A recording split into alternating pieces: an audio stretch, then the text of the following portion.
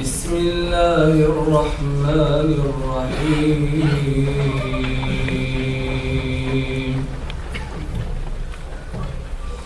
يا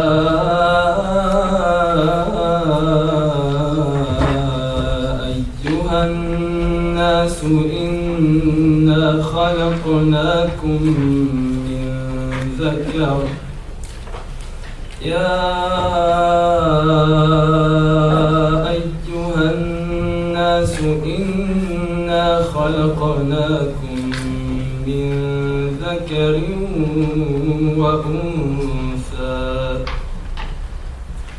وجعلناكم شعوبا وقبائل لتعارفوا إن أكرمكم عند الله أتقاكم إن الله عليم خبير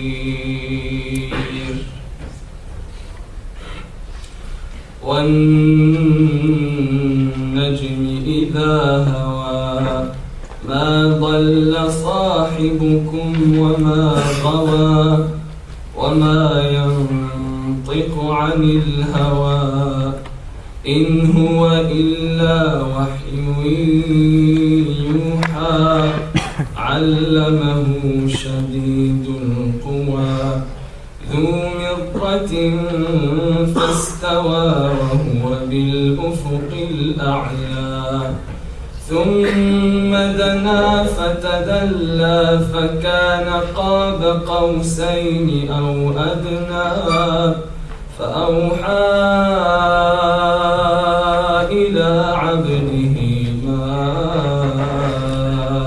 أوحى ما كذب الفؤاد ما رأى أفتمارونه على ما يرى ولقد رآه نزلة أخرى عند سدرة المنتهى عندها جنة المأوى إذ يغشى السدرة ما يغشى ما زاغ البصر وما طغى لقد رأى من آيات ربه الكبرى صدق الله العظيم.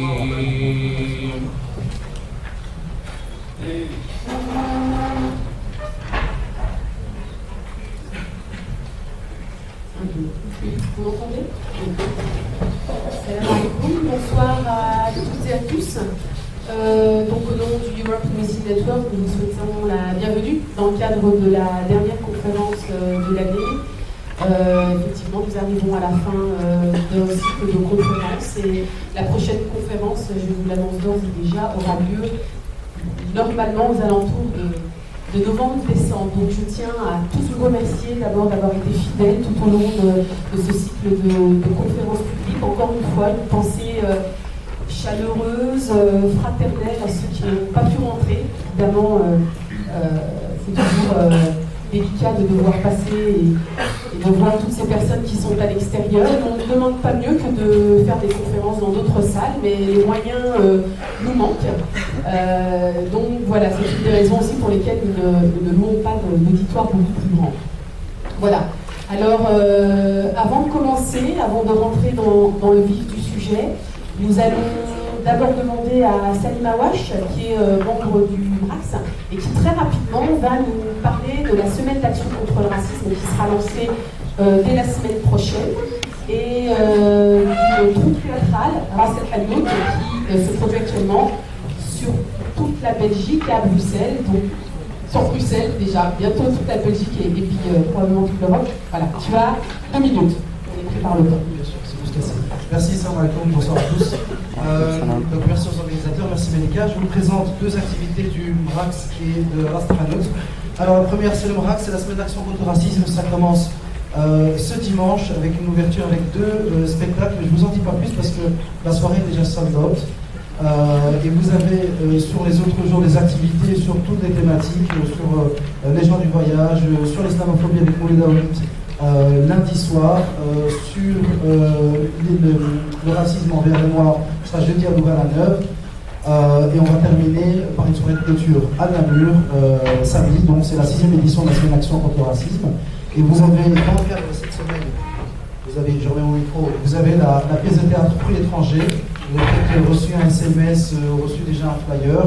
On en est à la 6e représentation ce dimanche. On est passé par la petite salle de Garcia Lorca, on est passé par le Palais des Beaux-Arts, par le Parc Capouille.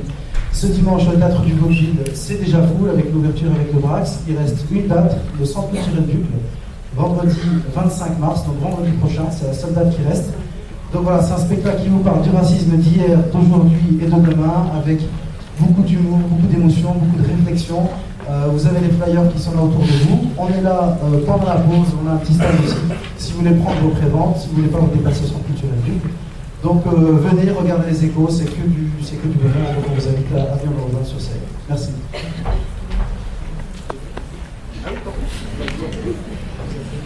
Merci Salim. Voilà, donc je vais vous donner deux autres petites informations. La première relative à la prière, puisque vous avez été nombreux à me demander dans quelle mesure vous pouviez prier. En fait, on a oublié de vous informer qu'il y avait la chapelle au rez-de-chaussée qui était ouverte.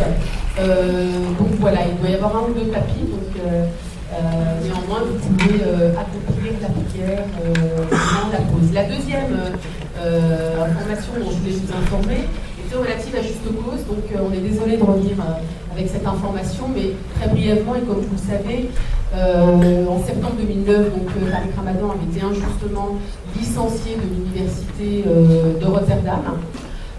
Et donc, à la suite de ça, il a décidé de lancer deux procédures, une contre la commune de Rotterdam et puis une autre contre l'université Erasmus. Alors vous imaginez bien que les frais sont exagérément élevés, plus de 50 000 €. Et donc à ce titre, Juste Cause a été relancé. Donc Juste Cause, c'est une organisation qui lutte pour aider les musulmans victimes de discrimination. Et donc Juste Cause a décidé d'aider Tariq Ramadan dans cette lutte et dans ce combat. Donc nous souhaiterions de nouveau, encore une fois, faire appel à votre générosité, à votre sens de la solidarité, que vous vous sentiez aussi concernés, parce qu'on sait tous très bien qu'au-delà de l'homme, c'est un discours qui est touché. Donc une boîte va circuler dans les rangs. Et il y a un stand aussi qui sera à votre disposition. Je pense que vous avez dû recevoir un folder à l'entrée. Voilà, donc je pense que j'ai tout dit par rapport à Juste Cause. Donc encore une fois, merci de votre générosité. Et toute donation, aussi minime soit-elle, est bien évidemment la bienvenue. Voilà, merci à vous. Merci de votre attention. Alors maintenant, on va rentrer dans le vif du sujet. Alors évidemment, on ne pouvait pas clôturer cette série de conférences sans revenir sur la situation dans le monde arabe. Alors on a vu la révolution tunisienne et égyptienne, les échos de ces révolutions retentir un peu partout en Afrique du Nord, dans le Moyen-Orient. On a le peuple arabe qui s'est levé, le peuple arabe qui finalement a brisé ce mur de la peur. On a le monde qui est resté surpris face à toute cette jeunesse, une jeunesse qui avait une maturité politique, une jeunesse qui a une conscience politique, une jeunesse qui s'est organisée à travers les réseaux sociaux et qui a contribué évidemment au succès historique de ces révolutions. Il faut bien le dire, un politologue disait c'est historique parce qu'on est face aux premières irrévolutions de notre histoire. Alors évidemment, tout un peuple arabe qui a finalement dit avec force, avec détermination, qui s'est approprié des mots et des concepts comme la démocratie, des concepts comme la liberté, qui ont prouvé que pour une fois, eh bien, la démocratie et la liberté n'étaient pas simplement l'apanage de l'Occident, que le monde arabe aussi pouvait se lever pour la démocratie et pour la liberté. Alors évidemment, on va revenir sur toute la situation en Libye, sur la situation en Libye, la communauté internationale qui a tardé finalement à réagir, une communauté internationale qui est aussi complice, puisqu'en laissant faire, on savait tous qu'on avait à la tête de la Libye un tyran. Donc les massacres sanglants qui aujourd'hui sont en train de se perpétrer en plein cœur de la Libye sont aussi quelque part dus à la complicité de de la communauté internationale, donc je pense qu'il faut aussi mettre l'accent dessus. Alors évidemment, la résolution qui a été votée cette nuit à l'ONU et l'idée de créer cette, la no-fly zone, la zone d'exclusion aérienne, la zone d'exclusion aérienne qui a été votée cette nuit. Alors on va revenir sur tous ces éléments-là, les révolutions tunisiennes, égyptiennes et toutes celles qui ont eu lieu actuellement en Afrique du Nord, dans le monde arabe, sont toutes de conséquences. Elles sont lourdes de leçons aussi. Donc, est-ce que finalement, on n'est pas en train de rentrer dans une ère nouvelle dans le monde arabe? Alors, ce soir, on a l'honneur et le privilège d'avoir trois orateurs de taille, trois orateurs qui vont nous livrer leurs analyses avec pertinence, j'en suis sûre. Monsieur Collomb, je me tourne vers vous, vous êtes le premier intervenant. Alors Monsieur Collomb, je rappelle que vous êtes écrivain, que vous êtes membre de l'association Investigation qui a été créée en 2004 et dont l'objectif de l'association est de décoder l'information, mais aussi de donner de la voix à ceux qui n'ont pas de voix dans les médias traditionnels. Voilà. Alors Monsieur Collomb, selon vous, quelles sont les causes aujourd'hui de cette loi de liberté qui est en train de traverser le monde arabe? Et pourquoi est-ce que c'est aujourd'hui précisément que ces aspirations à la démocratie et à la liberté sont en train d'émerger? Et évidemment, on aimerait aussi avoir votre point de vue relatif à la décision de l'ONU. Alors, ça a été voté. Est-ce que concrètement ça va être mis sur pied? Et quels risquent d'être les conséquences et les dégâts suite au vote de cette résolution? Monsieur Collomb, merci d'être avec nous. Vous avez 15 minutes. Merci à vous. Et merci à tous.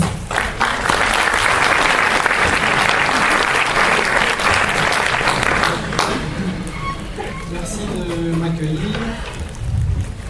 Et j'évoquerai tout à l'heure avec les questions qui ne vont pas devenir les questions que vous avez posées. Mais dans un premier temps, je voudrais dire que je ne sais pas si vous avez bien fait de m'inviter, parce que il semble que je sois un peu un idiot, parce que ça fait quantité de fois que j'essaie de comprendre la différence entre un bon arabe et un mauvais arabe, et on m'explique que j'y arrive toujours pas. Donc peut-être qu'on pourra m'aider. Et quels sont les critères pour juger quels sont les pays arabes, les dirigeants arabes qui sont les bons et les mauvais? Quels sont les critères? Donc je me suis dit, c'est peut-être les élections, c'est peut-être l'attitude envers la femme, c'est peut-être le respect du droit, c'est peut-être l'attitude religieuse, que sais-je. Quel est le critère? Donc, le premier critère qui apparaît évident, c'est il faut organiser des élections, il faut être démocratique. Ça, c'est le critère pour départager les bons et les mauvais. Alors, si je prends l'exemple de la Palestine, je vois que en juin 2007, le président Mahmoud Abbas limoge son premier ministre Ismail Haniyeh du Hamas, qui avait gagné les élections avec 56% des voix. Et alors que la loi fondamentale palestinienne impose au président, s'il limoge son premier ministre, de le remplacer par un membre de la majorité, donc du même Hamas, le président Abbas nomme M. Salam Fayyad, qui a obtenu 2% aux élections. Donc là, je me dis, ça que j'ai compris. On a quelqu'un qui d'ailleurs n'a plus été élu plus longtemps parce que ses amis sont tellement remplis les poches qu'il ne se présente plus aux élections. On a un Premier ministre élu par des élections que toute la communauté internationale, comme on dit, a reconnu parfaite. Donc, évidemment, on va attaquer, peut-être même bombarder le président qui se comporte comme ça en refusant des élections, en refusant un Premier ministre, en refusant la démocratie. Mais là, apparemment, je suis un idiot parce que ceux qu'on a bombardés, c'est la population civile de Gaza parce qu'elle avait mal voté. Donc, j'avais pas mon critère. J'avais toujours rien compris. Alors, je me suis dit, peut-être que ce qu'on reproche au Hamas, c'est son attitude envers les femmes. C'est là que c'est pour ça qu'on ne veut pas les accepter. Alors, je me suis souvenu qu'en Irak, J'ai eu l'occasion d'aller après la première guerre contre l'Irak, en 1993. J'avais visité pendant les conséquences de l'embargo et j'avais remarqué qu'en Irak, apparemment, comparé aux autres pays arabes, la situation de la femme avait l'air plutôt beaucoup mieux.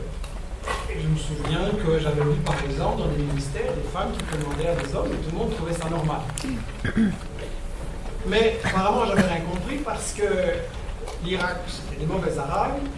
Et vous vous souvenez sans doute, pour ceux qui ont l'âge, de cette parole de Madame Albright, ministre des Affaires étrangères des États-Unis.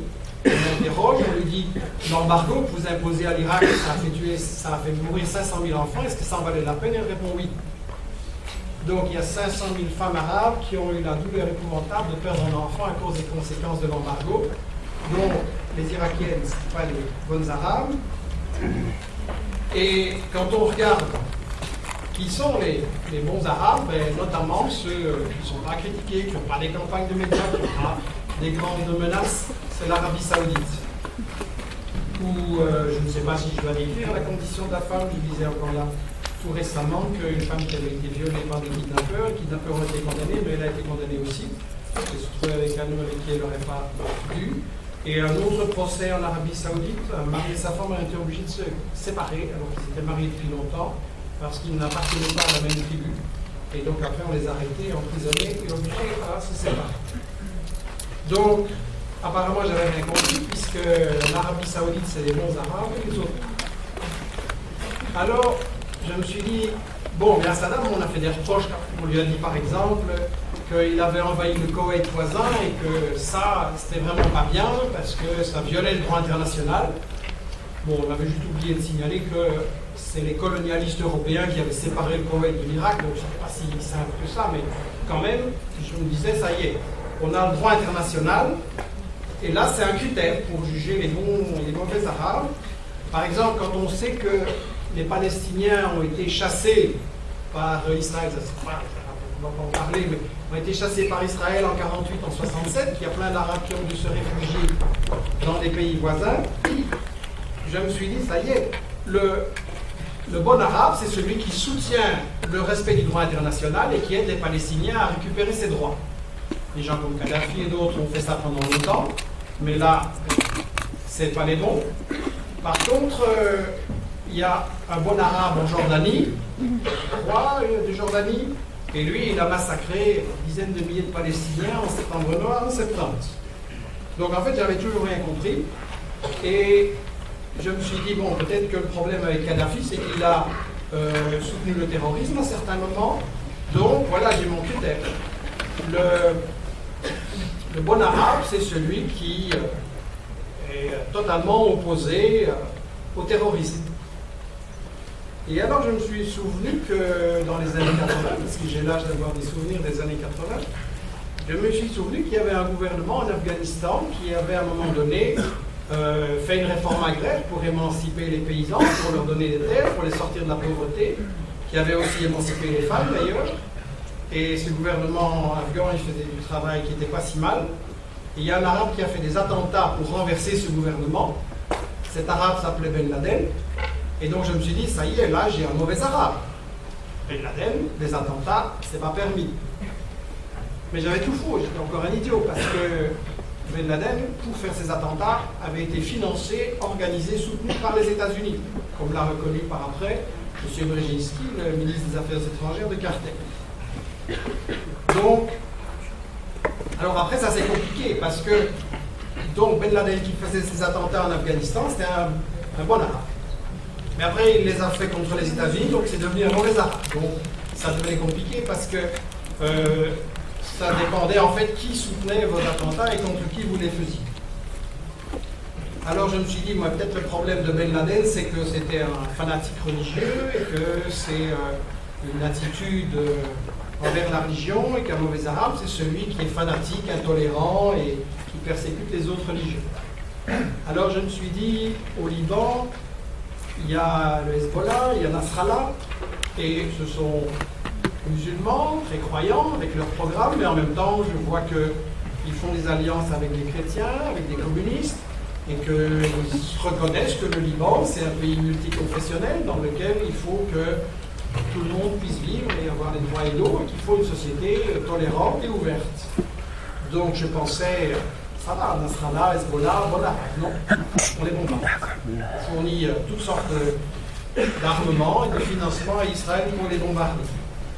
Et sur la question de la religion, si on veut comparer, pour chercher, là on a évidemment en Arabie Saoudite, il ne faut pas aller très loin, la constitution d'Arabie Saoudite fait qu'aucune manifestation au culte d'une autre religion n'est acceptée, et ceux qui expriment une opinion différente sur la religion sont passibles de la peine de mort.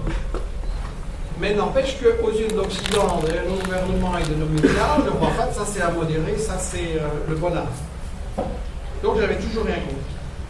Alors je me suis dit, peut-être le problème c'est le vol, la corruption.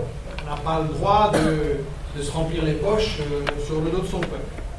Alors je me suis dit, bon, cherchons un peu dans le mouvement arabe quels sont les dirigeants qui ne le font pas. Ça n'a pas été si facile de trouver. Mais on reconnaît en général de dire que le Hamas a gagné les élections parce que justement on estime qu'ils sont honnêtes et qu'ils ont fait du bien socialement à la population. Mais comme on vient de voir, le Hamas c'est des mauvais arabes. Et par contre, Abbas, dont les gens autour de lui, le groupe autour de lui n'arrête pas de se remplir les poches sur le dos de son peuple, ça c'est un bon arabe, il reçoit peut-être $1 million des États-Unis et de l'Europe. Bien, j'avais essayé à peu près tous les critères pour essayer de trouver qu'est-ce qui fait la différence entre un bon et un mauvais arabe. Il en restait un, la question de la violence contre son peuple. Alors, là évidemment, Kadhafi, ça semble évident. Et je ne sais pas si toutes les informations que vous avez sont exactes, ça c'est certainement un point de discussion de la soirée. Mais en tout cas, une chose est sûre, Kadhafi n'est pas un tendre. On peut discuter si c'est un soulèvement populaire ou une guerre civile et quels sont les intérêts qui sont derrière les gens, les différents clans. Mais ça, j'imagine que ce sera le débat tout à l'heure. Mais en tout cas, il y a une chose qui est claire, c'est qu'un dirigeant arabe qui use de la violence contre son peuple, qui réprime, qui tue des civils, ça c'est un mauvais arabe. Or j'ai remarqué une chose, c'est que quand il y a eu un soulèvement populaire pour chasser Ben Ali, on a tué des civils, c'est bien, Moubarak aussi, mais Ben Ali, on l'a aidé pratiquement jusqu'au pied de l'avion qui l'emportait. On a essayé par tous les moyens, Ali Omari a même proposé d'envoyer sa police française, si expérimentée comme on le sait, pour l'aider à muscler la situation. Et l'argument c'était oui, Ben Ali, Moubarak, c'est des remparts contre les islamistes, donc vraiment ça va. Mais surtout, dans les jours actuels, quand on voit ce qui se passe en Libye, la question qui m'interroge, c'est pourquoi dans les médias occidentaux on ne nous parle pas de ce qui se passe au Bahreïn. 100 000 personnes, c'est un pays où il y a 1 demi-million d'habitants à peine, 100 000 personnes dans la rue, en criant que le dirigeant doit s'en aller. Et dans les informations que je viens de recevoir, vous avez le New York Times qui signale que en fait 2000 soldats d'Arabie Saoudite sont venus au Bahreïn pour aider le régime à évacuer les manifestants qui étaient sur la place de la Liberté là-bas par la force, qu'on a tiré des balles, qui a d'ailleurs, vous avez sans doute vu comme moi des images épouvantables qui circulent sur ça. Et je me suis dit, bon, on va certainement trouver dans la presse occidentale des appels en disant il faut une zone d'exclusion aérienne au-dessus du Bahreïn, il faut que les troupes d'Arabie Saoudite soient chassées, que le Conseil de sécurité dénonce cette répression et que, évidemment, on gèle les avoirs à l'étranger du sultan du Bahreïn et des choses pareilles. Mais là, encore une fois, j'avais tout faux et j'avais toujours pas mon critère pour distinguer le bon arabe et le mauvais arabe. Donc, ce petit voyage nous apprend une chose, c'est que un bon arabe, c'est un arabe à genoux qui donne son pétrole et qui dit merci aux États-Unis. Et après ça, il a le droit de traiter les femmes comme des esclaves, de tirer sur les manifestants, de gaspiller l'argent de son peuple à acheter des armements dont on ne fera rien, ou à construire des tours de 800 mètres pour loger des richards dans des pièces, des suites d'hôtels à 20 000 €. Il a le droit de pratiquer la torture, le terrorisme, tout ce que vous voulez, c'est un bon arabe. En tout cas, c'est un ami des États-Unis et de l'Union européenne et on va le protéger jusqu'à la dernière minute. Donc, en fait, je pense que ni vous ni moi, on est des idiots sur cette question. Simplement, ce qu'on peut constater, c'est que nos gouvernements, nos partis et malheureusement nos médias nous prennent pour des idiots et que je pense que je suis vraiment dégoûté de voir ce qu'on nous raconte et comment on nous fait un cinéma pour empêcher justement que les peuples aient enfin le droit de choisir démocratiquement le système qu'ils veulent, l'économie qu'ils veulent, un avenir pour leurs enfants. Et que je pense que si on veut trouver des solutions et aider à ce que les droits soient reconnus, la première chose à reconnaître, c'est qu'on nous prend pour des idiots, que les intérêts sont vraiment entièrement opposés. Je vous remercie.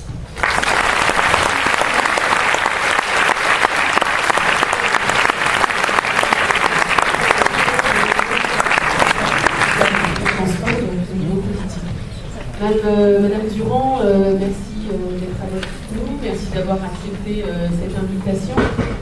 Merci à Monsieur Ramadan de nous avoir rejoints par la même occasion.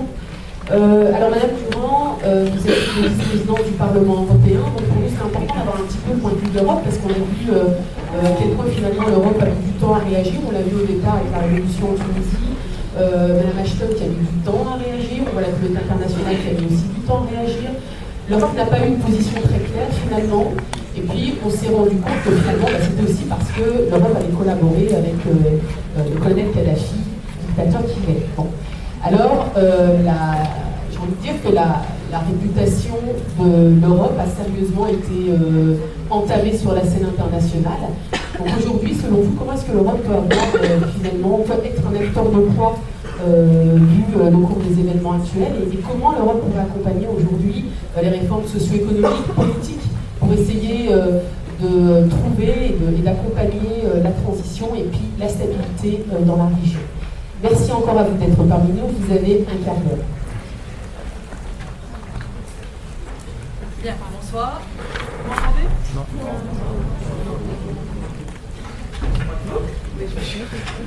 Bonsoir. Bonsoir. Donc voilà.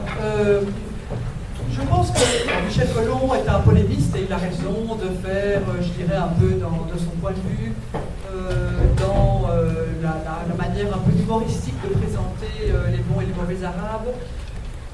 Pour ma part, en tout cas, je peux vous dire que ces derniers temps, et en particulier depuis l'immolation de ce jeune homme à Sivkouzit en Tunisie, je n'ai pas été très fière d'être européenne, je dois le reconnaître.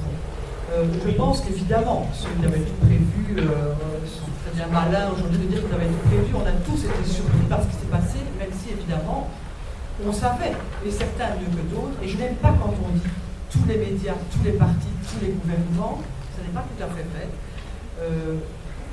On savait pertinemment, évidemment, que le régime de Ben Ali était tout sauf un régime démocratique, ouvert, transparent, et qui vise au bien-être des enfants des Tunisiens.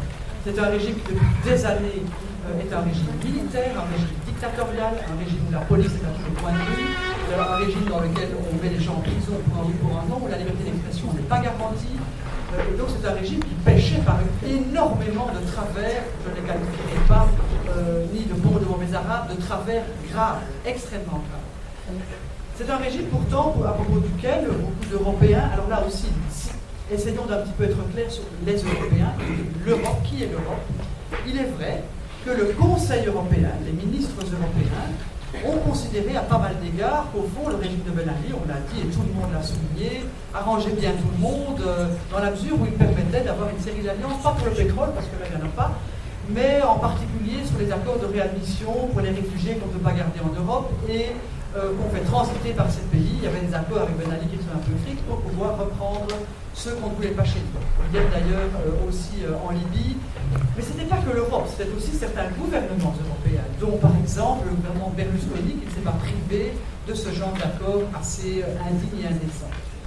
Néanmoins, il y a quand même eu des voix en Europe minoritaires qui se sont fait entendre pour dire que le régime tunisien était un régime absolument inacceptable, qui avait tout sauf la correspondance avec les valeurs de la Charte européenne des droits de l'homme.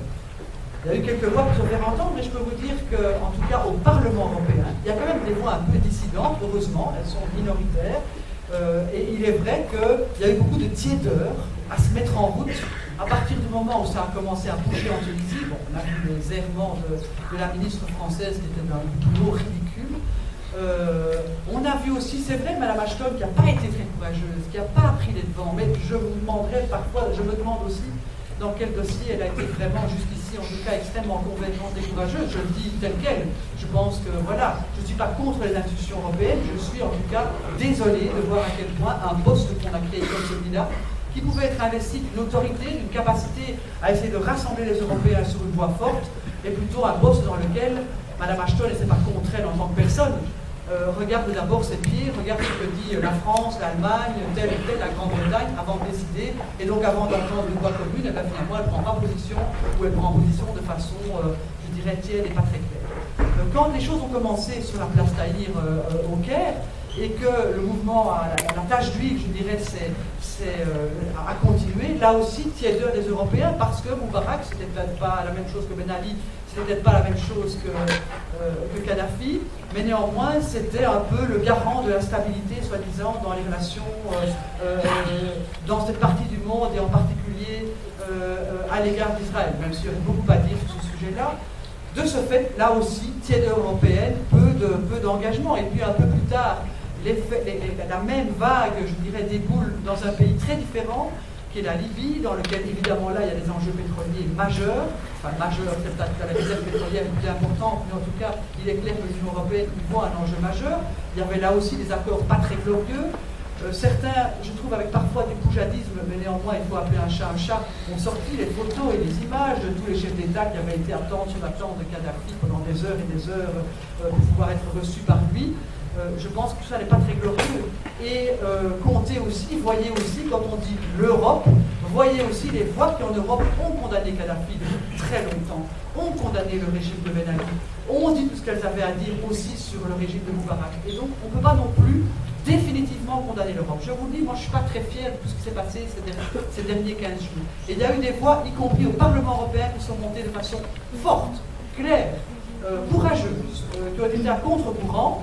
Il y a une résolution qui a été votée au Parlement européen. Bon, elle n'est pas génialissime, elle n'est pas ce que moi j'aurais écrit dedans, mais par définition au Parlement européen, elle a été quand même une résolution qui a demandé, avant le Conseil qui s'est tenu vendredi dernier, de dire il nous faut une discussion avec le Conseil national de la transition en Libye.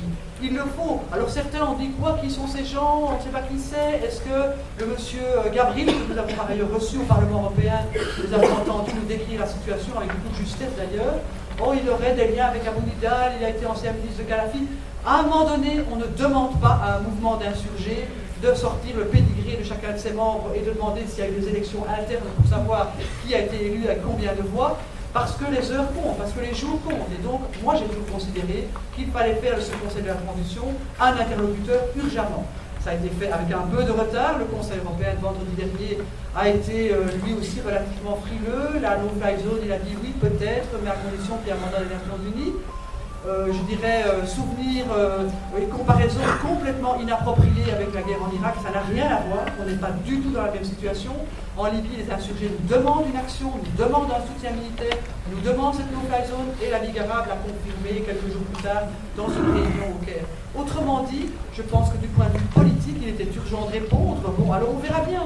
Est-ce que la résolution votée avec l'abstention de certains pays au Conseil, mais néanmoins votée, c'est clair, les Nations Unies, est-ce qu'elle va donner lieu très vite, je l'espère évidemment, à une intervention et une no-fly zone et éventuellement des frappes aériennes? Eh bien oui, je ne suis pourtant pas une militariste, je fais partie des mouvements pacifistes et je pense qu'ici, devant ce qui se passe, il fallait évidemment. Alors est-ce que c'est la garantie qu'on ne va pas taper à côté, qu'il n'y aura pas éventuellement d'autres types de problèmes, qu'on a la garantie que demain, ce qui se mettra en place dans l'après-Kadhafi, si on parvient à faire enfin dégager ce type, est-ce que ça va être le nirvana? Non, ce ne sera pas le nirvana. Ce ne sera pas le nirvana non plus le lendemain matin, et on le voit en Tunisie, pas plus qu'en Égypte. C'est compliqué.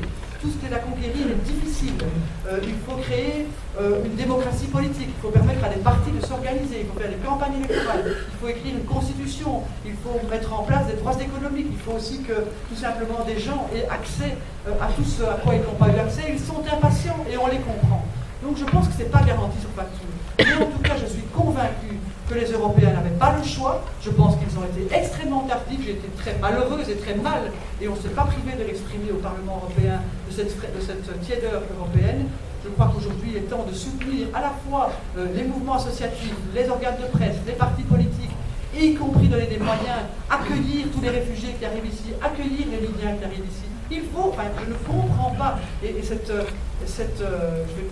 juste pas dire l'adjectif, Marine Le Pen qui siège au Parlement européen, qui va faire son cinéma à Lampedusa, c'est absolument scandaleux, et sa façon en plus de parler du bateau européen qui va couler si jamais quelques dizaines ou centaines de milliers de réfugiés voulaient monter dessus, est évidemment une façon de nourrir, et je terminerai par là, les racismes, et je fais le lien avec la semaine de Rax qui démarre, les racismes, le populisme, le repli frileux, qui hélas en Europe gagne du terrain un peu partout, et pas très loin, parce que quand on parle de bons arabes et de mauvais arabes, on sait très bien que chez nous aussi, le populisme frappe à la porte, il n'est pas loin de chez nous, la peur de l'arabe frappe à la porte. Si aujourd'hui on est si mal à l'échelle européenne pour discuter de l'adhésion de la Turquie, c'est pas parce que la Turquie serait ceci ou cela, c'est parce que c'est beaucoup de musulmans. Et donc je pense que tout ça, il va falloir le vaincre, ça ne va pas être un exercice facile, c'est prendre des risques parfois d'avoir des interlocuteurs qu'on n'aime pas, éventuellement d'avoir dans l'eau des intégristes qu'on aime moins, certainement pas, mais en même temps je veux faire confiance, moi, à l'immense majorité de ceux qui se sont levés depuis quelques semaines. Et on ne peut pas faire autrement que de faire un pari de la confiance et de l'intelligence, parce que qu'est-ce qui nous reste comme autre pari sinon, finalement, celui de la fermeture, celui de l'intolérance, celui d'une Europe repliée sur elle-même, frileuse et qui refuse de regarder le monde tel qu'il est. C'est en tout cas pas le pari que moi j'ai envie de faire. Alors voilà, l'Europe a été pas à la hauteur, jusqu'à présent en tout cas, elle a été complice d'un tas de choses pas très agréables, c'est le moins qu'on puisse dire. Méfiez-vous quand on dit l'Europe, dans l'Europe il y a de tout, il y a des groupes politiques, il y a un Parlement européen, il y a une commission, il y a des gouvernements, et dans ces gouvernements, il y a des ministres et des majorités qui changent. Donc l'Europe, c'est pas un bloc définitivement arrêté. C'est aussi un bloc qui se fait grâce ou en raison des majorités qui sont choisies dans les États membres d'une part, et des élus qu'on envoie au Parlement européen d'autre part. Je ne peux donc que vous inviter à suivre sur les questions européennes vos élus, vos ministres, et pas seulement d'attendre que Mme Ashton parle à la télé de façon un peu pas très courageuse. Soyez aussi attentifs, la démocratie européenne, elle se construit aussi avec vous, elle n'a pas été fort à la hauteur, j'espère qu'on rattrapera, si je peux dire, en tout cas en Libye, dans les jours qui viennent, la situation, mais il y a beaucoup à faire pour construire une Europe plus ouverte, plus attentive, plus tolérante, et aussi moins anti-musulman, parce que franchement, elle est terrorisée, bien à tort d'ailleurs, devant la capacité de tous ces gens qui l'ont démontré de faire un travail pour lequel on doit les soutenir.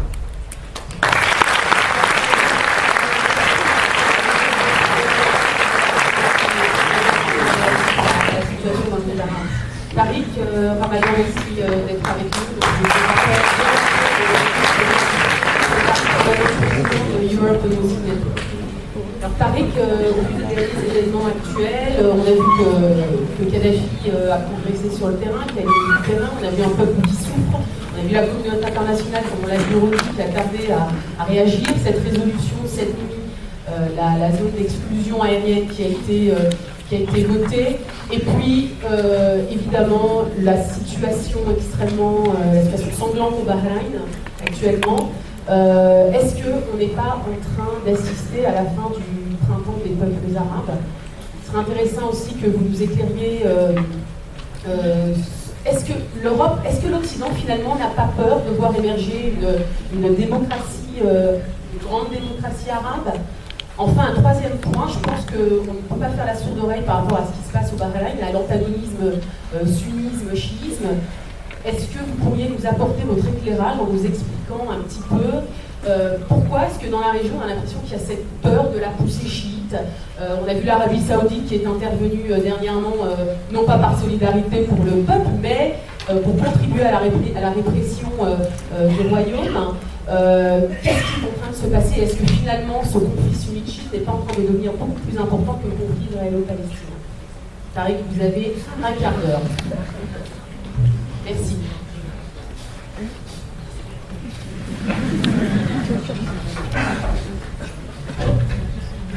Merci. Et d'excuser le retard et désolé de ne pas avoir pu entendre l'ensemble de ce qu'a dit Michel Colomb, d'en avoir entendu la conclusion.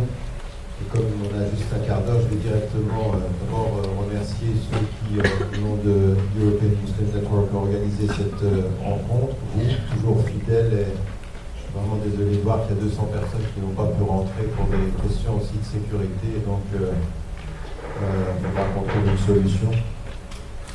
Faire des interventions par alternance. On venez une fois, vous pouvez venir. Changer de salle, on verra.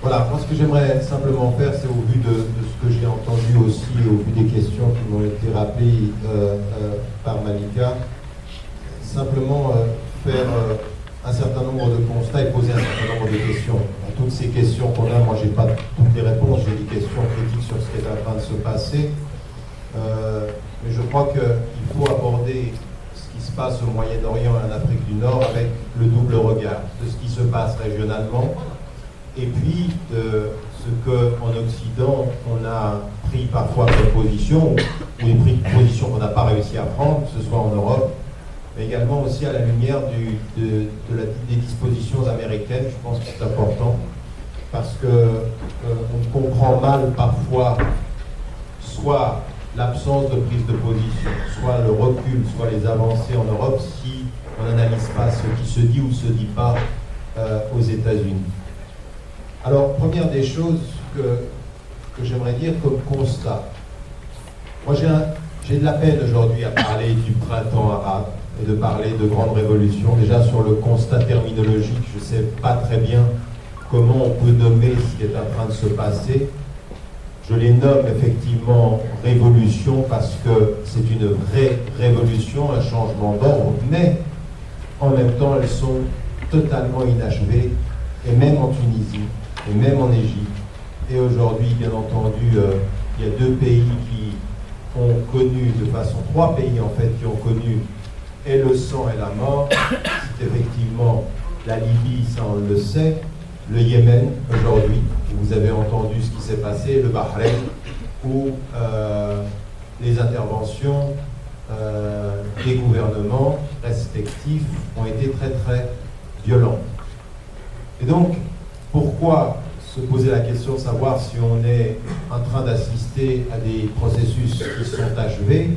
C'est parce que s'il est vrai que les dictateurs sont partis, des régimes demeurent, des systèmes demeurent, et surtout les gardiens de ces systèmes que sont souvent les armées dans ces pays. Et si on a été tous agréablement surpris de la position de l'armée tunisienne, par exemple, qui a été de jouer le rôle de médiateur, de ne pas intervenir dans un sens ni dans un autre. Ça a été surprenant parce qu'on aurait imaginé qu'ils allaient défendre le régime ou alors prendre une position beaucoup plus claire. Ça a été une position de neutralité. On l'est moins quand des informations nous parviennent et confirmées par les services de l'Élysée qu'en fait cette position est une position qui leur a été soufflée par les Américains. C'est les Américains qui ont demandé à l'armée de ne pas intervenir et de jouer la position gagnant-gagnant. Soit le dictateur demeure et donc il sera fragilisé et l'armée tient des rênes et le fragilise, soit c'est le contraire. Soit il tombe et l'armée peut jouer un rôle. Et dans tout processus démocratique, penser que l'armée soit le garant de la démocratie, c'est penser dans des termes totalement contradictoires. Alors où je vous parle, tous ceux qui sont dans l'armée égyptienne et qui ont été les garants du système restent l'opposition clé. Et l'armée n'a jamais été une garantie de démocratie en Égypte. Jamais. Ça n'est absolument, on le sait, je veux dire déjà, tout le processus qui a amené au pouvoir l'armée après 1952 et son maintien, ça n'a été que de la répression, le déni du droit, le déni de la citoyenneté libre et le déni de toute opposition possible. Et tout à coup, on ne sait par quel heureux hasard des révolutions ou du printemps arabe, les armées seraient les garantes de la liberté. Or, l'armée égyptienne, il faut quand même se rendre compte que ceux qui ont fait la formation armée dans l'armée de Ben Ali, ce sont les Américains. C'est-à-dire que c'est quelqu'un qui est passé par des services américains de formation. Qu'en Égypte, l'armée elle est directement liée aux États-Unis. C'est-à-dire que Pétréus intervient à l'intérieur du processus tunisien pour négocier le départ de Ben Ali pour partir en Arabie Saoudite avec l'accord des Américains pour qu'il aille se taire là-bas. Et on en est là. Et en Égypte, c'est la même chose. Donc il faut se rendre compte, sans être dans la conspiration, il y a une dimension de ces révolutions qui a dépassé tout contrôle, que personne n'a pu prévoir. Là, je suis complètement d'accord avec vous, personne n'a pu prévoir. Mais l'absence européenne du processus, la présence américaine dans beaucoup de ces processus-là, nous amène jusque maintenant au Bahreïn. Il y a 3 semaines, j'ai entendu l'un des conseillers de ce qui est l'administration saoudienne nous dire qu'avec les Américains, Bahreïn ne tomberait pas. C'est-à-dire que l'intervention saoudienne est décidée avec les Américains. Bahreïn ne doit pas tomber. Et ce n'est pas une question de ce business qu'on est en train de nous dire, les chiites contre les sunnites. Tout ça, c'est de la construction. L'opposition chiite-sunnite aujourd'hui est une réalité, c'est vrai, mais elle a été entretenue et nourrie au premier rang en Irak par l'intervention américaine et britannique. C'est-à-dire de jouer sur la division. Et aujourd'hui, on nous présente le Bahreïn comme des chiites qui s'opposeraient aux sunnites. Ça, c'est de la rhétorique qui ne veut pas tenir compte du fait qu'il y a des sunnites qui sont contre le pouvoir et qu'on a fait intervenir l'Arabie Saoudite au nom de la protection, soi-disant, du sunnisme contre l'opposition chiite, mais ça n'a rien à voir avec ça. C'est que Bahreïn est très près du pétrole, très près de toutes les autres pétromonarchies qui sont tenues et qui sont soutenues par les forces américaines et malheureusement européennes. Il faut quand même qu'on soit critique de ce point de vue-là parce que ça, c'est des faits. C'est des faits qui nous sont dits de l'intérieur. Maintenant, encore une fois, ça ne veut pas dire, moi je ne suis pas du tout dans le processus de dire que tout est contrôlé et manipulé. Ce que je suis en train d'essayer de traduire, c'est que dans des processus révolutionnaires de masse populaire qui se lèvent et qui sont non violents, je ne sais pas si vous avez entendu l'un des leaders yéménites qui est intervenu aujourd'hui. Ça veut dire que j'ai pris la poignée de mon temps. Ça va, non, je trouve que de toute façon c'est très bien, comme ça on aura des débats. Mais ce que je veux dire, c'est qu'aujourd'hui, après la prière de vendredi, l'un des leaders du mouvement yéménite dit « Nous sommes descendus dans la rue, dans la manifestation pacifique, nous avons des armes, on ne va pas les utiliser. On va leur laisser nous tirer dessus s'il faut nous tirer dessus, et renvoyant aussi à ceux qui ont fait silence pendant des années dans la collaboration avec les Yéménites, soi-disant qu'on allait au Yémen pour s'opposer à toutes les forces du terrorisme, eh bien, eux aujourd'hui ont décidé qu'ils prendraient une position de non-violence déterminée contre toute agression qui viendrait du pouvoir. Et le pouvoir a tiré ses 200 morts aujourd'hui, et c'est juste après la prière dans un mouvement qui était pacifiste. Et aujourd'hui, ces mouvements-là, encore une fois, on ne peut pas dire qu'ils sont complètement contrôlés, mais toutes les tentatives de reprise en main et de contrôle nous font, à mon sens, aujourd'hui, nous amènent à la conclusion qu'il faut être extrêmement prudent sur les succès et sur ce qui peut en advenir. Aujourd'hui, moi j'ai un point d'interrogation sur pratiquement tous les pays. Il est évident aujourd'hui que le pays qui a le plus avancé dans la remise en cause de la pression politique et de la libération de la parole, c'est la Tunisie, effectivement. Beaucoup plus encore que tous les autres pays, mais rien n'est gagné, la situation est fragile. Donc, Ce que j'aimerais mettre en évidence aujourd'hui, c'est qu'on voit ces mouvements-là qui sont inachevés, que des forces sont en train d'essayer de récupérer les choses et que les forces occidentales ne sont pas loin du processus. Alors là, ça c'est des premiers constats. Maintenant, il y a des vraies questions qu'il faut poser, parce que j'entends bien ce qui nous a été dit par rapport à la politique européenne. Malheureusement, la politique étrangère européenne, elle est extrêmement défaillante. Elle est extrêmement défaillante parce qu'elle est chaotique, parce qu'elle n'est pas organisée, parce que parce que finalement, elle a été pendant toutes ces années une politique de suivisme par rapport aux États-Unis ou de tentative de contrôle. On peut aujourd'hui s'asseoir et faire le bilan de la culpabilité européenne quant au soutien de ces dictatures. On doit le faire. Il est normal qu'on le fasse. Mais on ne peut pas s'arrêter à cela. 30 ans de collaboration avec des dictatures, ou 23 ans avec la Tunisie. C'est-à-dire que moi je les ai vus. J'ai vu des parlementaires. J'ai discuté avec des parlementaires européens et des ministres européens qui nous disaient, qui nous demandaient, à moi ils me disaient, mieux vaut eux qui vont nous permettre la sécurité que n'importe quel islamisme ou n'importe quelle opposition. Alors, on peut faire ce bilan-là et on peut battre sa coule. Il y a un moment où il faut poser les vraies questions. Est-ce qu'il y a aujourd'hui une volonté déterminée en Europe et aux États-Unis d'accompagner dans le monde arabe et en Afrique du Nord des processus de démocratisation totaux, c'est-à-dire qui soient complets. Parce que où on est au clair, ou on ne l'est pas. Et aujourd'hui, c'est ça la vraie question. Est-ce qu'on est prêt à aller jusqu'à là? Et pour tous les pays qui le voudraient. C'est-à-dire qu'aujourd'hui, je ne vois aucune velléité d'accompagnement d'un processus démocratique dans n'importe laquelle des pétromonarchies aujourd'hui qui viendraient de Russie. Aucune. La seule chose qui compte par rapport aux pétromonarchies, c'est maintenir la division de ces petits îlots et les intérêts par rapport au pétrole et à la géostratégie. C'est tout.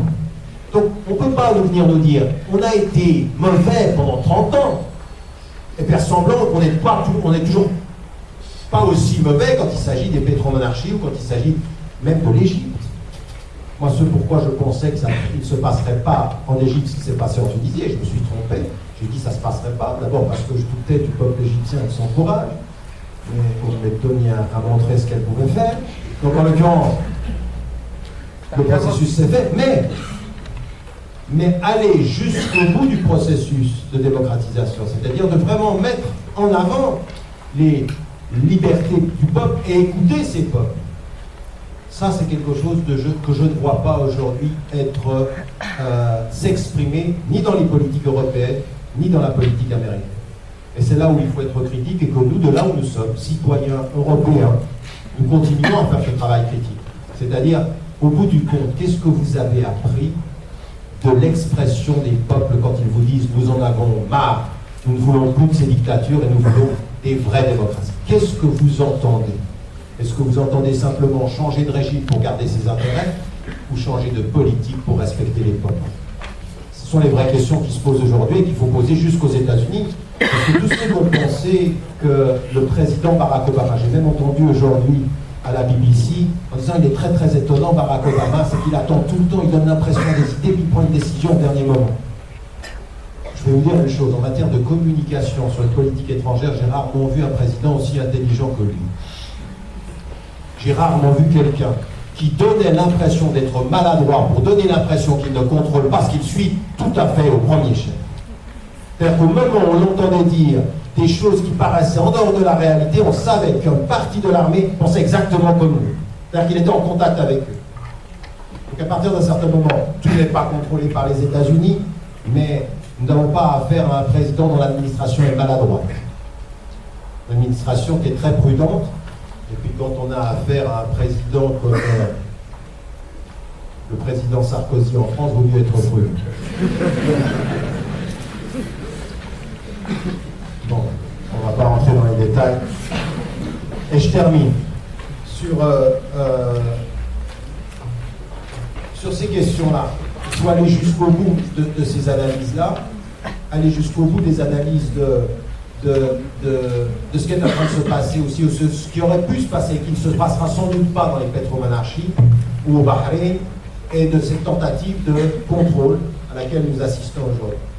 Première des choses, je ne vois pas aujourd'hui, et c'est pour ça que je parle de révolution inachevée, je ne vois pas que nous soyons passés à une nouvelle politique occidentale réelle, ni en Europe, ni aux États-Unis. D'avoir entendu que les peuples se révoltent, c'est une chose, d'avoir compris qu'il fallait changer de politique, c'en est une autre. Vous avez été très dur avec Marine Le Pen, je sais si je serai dur également avec elle, mais pour le coup, elle a été magistrate. Ah, elle a été très forte. Elle a pris tous les pays européens et la France exactement à l'endroit de la contradiction. Elle va là-bas, et elle leur dit « J'aimerais tellement vous aider. » J'ai écouté mon cœur. Voilà, exactement. Oui, mais c'est pas mal ça, parce que c'est de la politique émotionnelle. C'est-à-dire, je pourrais, mais je peux pas. Je peux pas le faire. Et derrière ceci, l'absence de politique européenne, l'absence de voix, je veux dire, on ne peut pas ne pas reconnaître que les populistes sont en train de donner le tempo de la politique étrangère maintenant et de la politique intérieure. C'est ça le problème. C'est-à-dire qu'à partir d'un certain moment, si on n'a pas de politique étrangère cohérente en Europe, c'est normal qu'une populiste prenne ça à sa charge, elle prenne tout le monde de court. Et c'est ce qu'elle est en train de faire. Parce que ce qu'on nous a présenté en Europe, c'est qu'on a peur de deux choses, la radicalisation islamique et les immigrés. Ils vont venir nous coloniser. Je veux dire, à partir d'un certain moment, entendez ce qui se dit, et je veux dire, les gens l'entendent ceci. Tout ce discours à répétition qui était un battage médiatique tous les jours, ben elle est tombée exactement, elle l'a instrumentalisé là où il le fallait. Elle est allée au bon endroit, au bon moment, pour toucher l'émotion qu'il fallait capitaliser. Et il se trouve que, qui est donc étonné aujourd'hui qu'elle soit la première au sondage en France? Je veux dire, ils l'ont servi sur un plateau. C'est une politique, mais servie sur un plateau. Et pour moi, c'est juste un signal qu'en même temps, on est vraiment tous dans une impasse. Je conclus en disant une chose, c'est qu'il faut faire attention dans nos analyses, et c'est pour ça que Michel Collomb, de ce point de vue-là, et de ses articles, et de ce qu'il nous transmet à travers tout ce travail de recherche, donne un éclairage sur lequel il faut vraiment que nous soyons concentrés. Ce ne sont pas des questions strictement politiques. Ce sont des questions éminemment économiques. Que ce qui est en train de se passer au Moyen-Orient aujourd'hui, ce sont des équilibres économiques.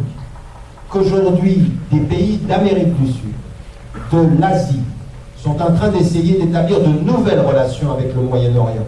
Et qu'ils n'ont pas le passif, je vous l'avais dit la dernière fois, le passif de la colonisation européenne et de l'impérialisme américain.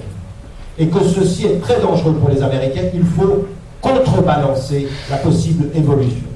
Autre chose que j'aimerais dire, on nous a balancé, on nous a répété attention à l'islamisme qui pourrait venir, et on a dit et répété que les mouvements islamistes n'étaient absolument pas majoritaires dans l'opposition et qu'ils participaient du mouvement de protestation et que dans une vraie démocratie, toutes les voix doivent pouvoir s'exprimer à partir du moment où on respecte les règles démocratiques. Mais il y a une autre chose qui implicitement a été dit dans le discours, c'est qu'en fait, on a appuyé le fait que les valeurs défendues étaient les mêmes que les nôtres, droit, état de droit, liberté, justice, mais qu'on a souvent oublié de dire quand même que ces populations-là, en Tunisie, en Égypte, au Bahreïn, au Yémen, restent des populations majoritairement musulmanes. Et qu'en fait, quand ils expriment les mêmes aspirations de droit et de dignité, ils ne le font pas contre l'islam. C'est éminemment islamique de revendiquer des valeurs qui sont universellement partagées. Et que ceci, ce n'était pas contre leur identité musulmane, ça n'était pas un projet politique en soi, mais c'était une revendication qui ne s'opposait pas aux valeurs de cette religion. Donc ça reste, et en même temps, avec une ouverture, parce que quand on voit ce qu'il y avait dans Bilal et Tahrir, c'était des Coptes avec des musulmans qui étaient ensemble, qui disaient « ça c'est notre pays ». Donc ils étaient nationalistes quant à la libération, musulmans ou coptes quant à l'affiliation religieuse et culturelle, et en même temps aspirant à des valeurs universelles. Et que ce qui est aujourd'hui le déterminant, qui pourrait être un déterminant, c'est qu'au nom d'un véritable processus démocratique, ces populations-là, à partir de leurs référents, pourraient aussi essayer d'établir de nouveaux rapports économiques beaucoup plus sud-sud qu'au sud-nord. Et donc, l'aspiration commune à partir d'un référentiel commun pourrait faire changer le type de rapport. Et ça, on ne le veut pas. Il faut que ça reste démocratique, nationaliste et capitaliste. Raison pour laquelle on n'a aucun problème avec l'islamisme turc ou l'islamisme séoudien. Tant que vous êtes dans le concert de l'économie qui est l'économie dominante, ça ne nous fait pas peur. Donc il faut aussi se rendre compte que le paramètre économique est très important dans toute cette question-là et que les nouvelles alliances seront aussi déterminées par ce type de référentiel-là. Ne tombez pas dans le piège de penser qu'on ne parle que de politique et de démocratie. Certains vous poussent à parler de culturel quand ils ne veulent pas parler de social, certains vous parlent de politique quand ils ne veulent pas parler d'économie. On a toujours une espèce de distraction stratégique par rapport au centre du débat. Parlez-nous de la structure démocratique quand on ne veut pas parler d'argent. Qu'on vient nous dire à nous, l'islamisme est dangereux. Mais ça ne vous gêne pas d'être en relation permanente avec un gouvernement comme le gouvernement séoudien qui vous dit qu'il n'y a pas d'élection en islam? Ça ne vous dérange pas qu'ils disent qu'essentiellement la démocratie est anti-musulmane? Non, ça ne nous dérange pas. Parce que les raisons économiques ont raison de toute logique politique. Ça ne dérange personne. Donc il faut de ce point de vue qu'on ait une densité de réflexion qui aille plus loin que ça, je pense, et qui ouvre le débat qu'on doit avoir ensemble. Merci.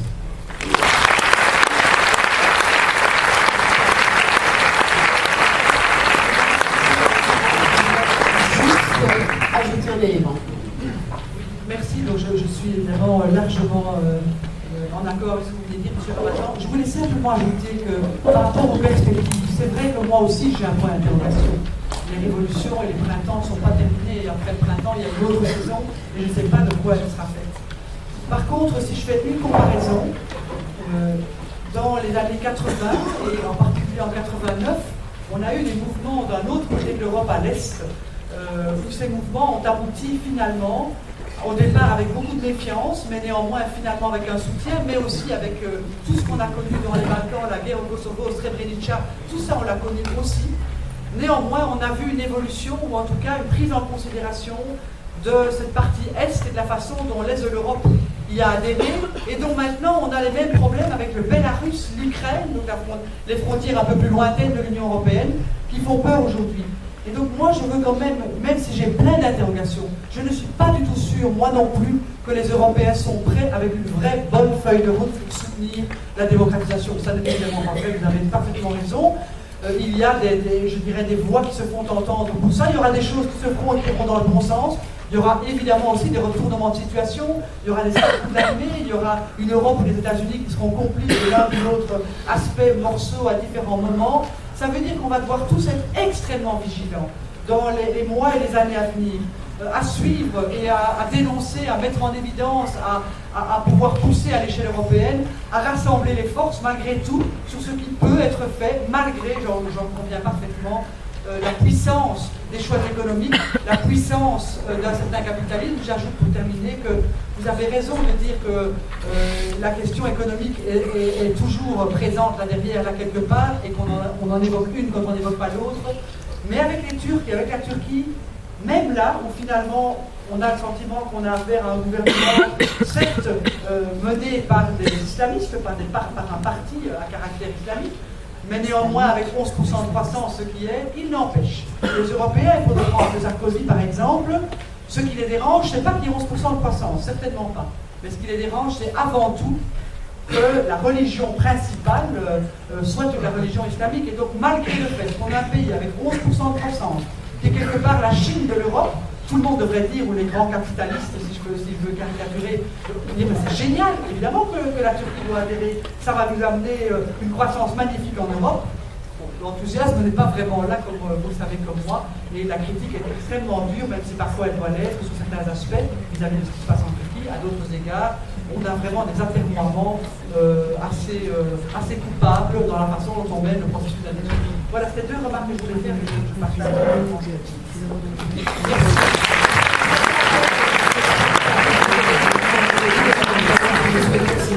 Les sociétés arabes puissent aussi se retrouver dans un projet politique, social, économique commun et qu'on puisse aller vers une réelle démocratie, vers une égalité des droits pour tous. Alors nous réaffirmons notre solidarité, notre soutien actif à tous les peuples qui se soulèvent, du monde arabe et du monde entier aussi, qui se soulèvent contre les dictatures, pour la dignité, pour la justice, pour la liberté. Dans cette perspective, j'aimerais vous informer, vous dire que le 20 mars a été baptisé Journée mondiale de soutien au soulèvement des peuples du monde arabe et d'Afrique du Nord. À l'initiative ici du CNAPD, une manifestation est organisée au départ de la gare du Nord à 14h ce dimanche 20 mars. Voilà, il y a une autre manifestation qui nous est signalée. Donc, un appel au secours du peuple du Bahreïn, massacré par les forces saoudiennes et du roi du Bahreïn. Manifestons tous ce samedi 19 mars à 15h à l'ambassade saoudienne au 45 avenue Franklin Roosevelt à 1050 Bruxelles. Il y a une manifestation demain à partir de 15h devant l'ambassade de l'Arabie Saoudite. Voilà. Nous, oui. En fait, maintenant, on va passer au débat avec la salle. Et vous allez donc apporter d'autres éléments. Donc, éventuellement, en tout cas, vous pouvez compléter la parole. Merci.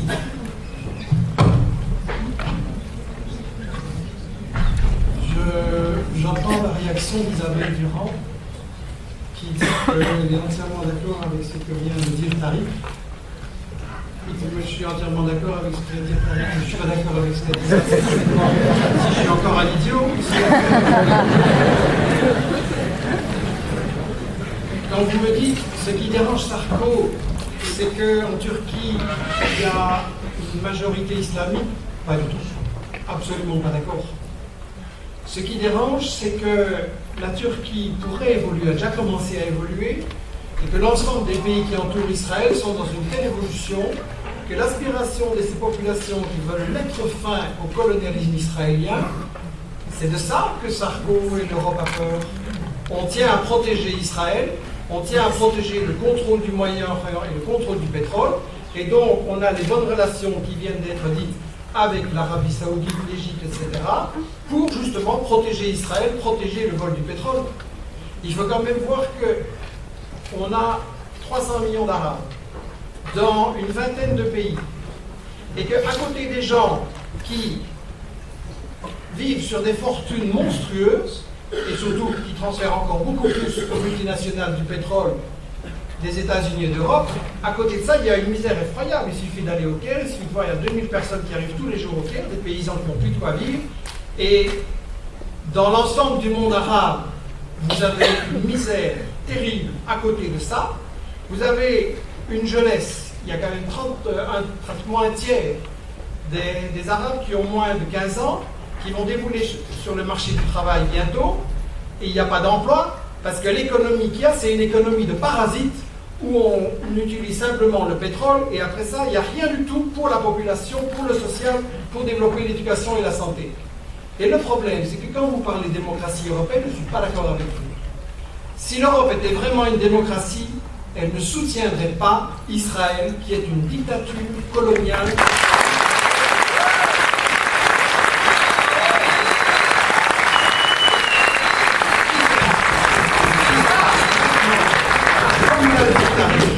À savoir qu'ils essaient de se débarrasser d'un dictateur usé, fini, d'ailleurs mourant, pour le remplacer par des marionnettes un peu plus présentables. On n'est pas dans la démocratie là, et on n'est pas dans une Europe qui a été un peu tiède, mais on va essayer de faire mieux. Non, on est dans une Europe qui n'est pas démocratique, parce que la prospérité de l'Europe, qui n'est évidemment pas la prospérité des gens qui sont ici, mais la prospérité de certaines multinationales, elle est basée sur quoi? Elle est basée sur le vol. sur le vol des matières premières, que ce soit le pétrole, que ce soit le gaz. Vous avez des compagnies internationales qui font un fric fou dans des pays où tous les gens restent pauvres. Il y a une erreur quand même. Et c'est à cause de l'Europe. Je discutais avec Evo Morales de ça il y a 2 ans, et je lui disais, les États-Unis dans les négociations internationales, quand même, il me disait, les Européens sont pires. Chaque fois qu'on vient discuter des relations commerciales pour essayer d'avoir un petit peu des possibilités, quelque chose d'un peu plus juste dans le commerce international, les Européens sont pires, et il nous dit, c'est comme ça, il n'y a pas à discuter.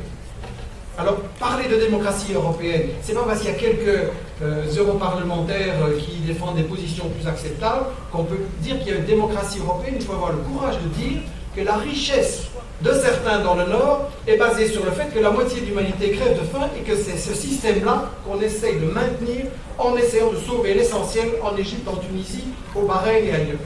Donc, je pense que c'est ça qui doit être.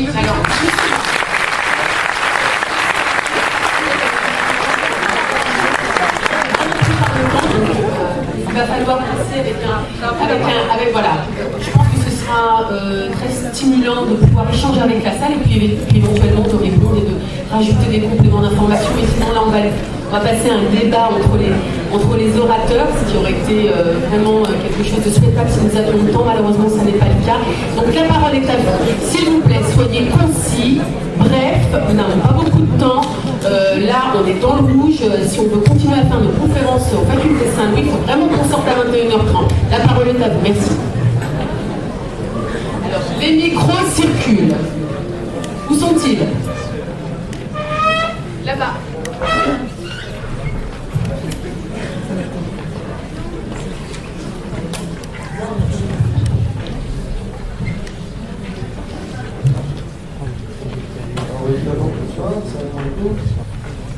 J'avais 2 questions en fait, tout d'abord concernant le moment d'Égypte, deuxièmement la Libye. Par rapport à l'Égypte, en fait, dans ma question s'adresse spécialement à M. Belon et à M. Ramadan. Moi j'ai été assez interloqué en fait par la rapidité avec laquelle Moubarak en fait a lâché le pouvoir. M. Ramadan parlait d'arrivémentisme, de la fête du peuple égyptien. Ça m'a interloqué la rapidité avec laquelle il est parti. Donc j'ai rencontré exemplaire. Donc pour revenir à ma question, voilà, la question que je peux poser en fait. Est-ce que vous pouvez parler plus fort parce qu'on entend vraiment très mal? D'accord, excusez-moi. Donc voilà.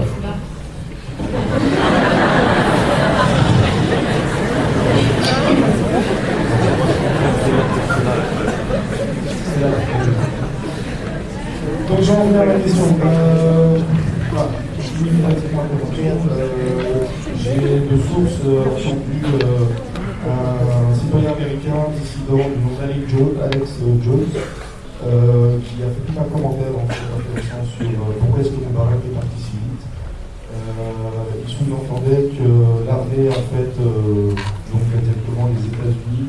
Je ne sais pas si on est dans la rumeur ou c'est ça en question. Qui disait que soi-disant on avait demandé à Moubarak en fait de soutenir dans un futur proche une intervention contre l'Iran.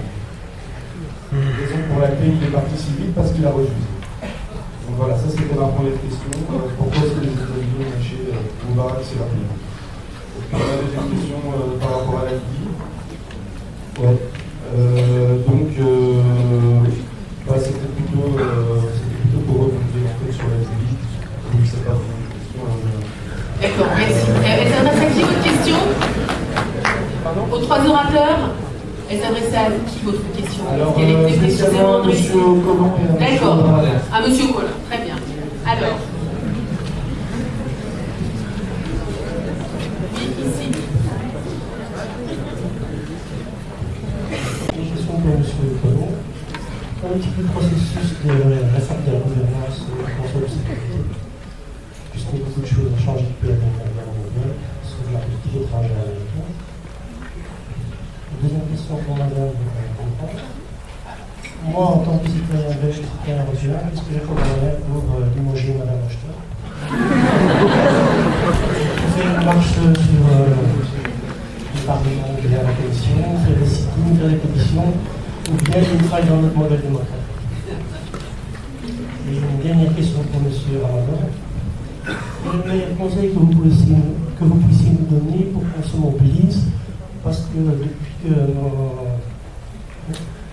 que nos frères dans les pays arabes se font tuer, je remarque que la population arabo-musulmane belge ne bouge pas beaucoup et n'exprime absolument pas son mécontentement, ni au niveau politique, ni au niveau social. C'est mal.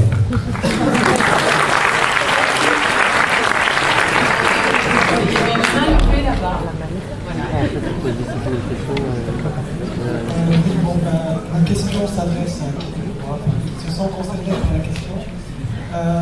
Je voulais savoir si pour vous, l'intervention qu'il y a eu en Irak, la guerre il y a 7 ans, est-ce qu'elle ne va pas, dans l'imaginaire collectif arabe, jouer encore un rôle dans la prochaine intervention qui va avoir lieu en Libye, étant donné que cette no-fly zone va impliquer une intervention militaire? Est-ce que quelque part, encore une fois, la démocratie, les mouvements démocratiques ne vont pas être discrédités? Est-ce qu'on n'en va pas encore jouer le jeu de Kadhafi comme la diplomatie de Sarkozy a pu le faire ces dernières semaines? Merci. Une dernière question là-haut, puis on va laisser les intervenants réagir et puis on reprendra une brochette de questions. Là-haut. Oui, c'est vrai. En plus, c'est le mois de la femme. Attendez. Tu fais la main? Là, il y a des femmes, là, et là, honneur aux dames. C'est le mois de la femme.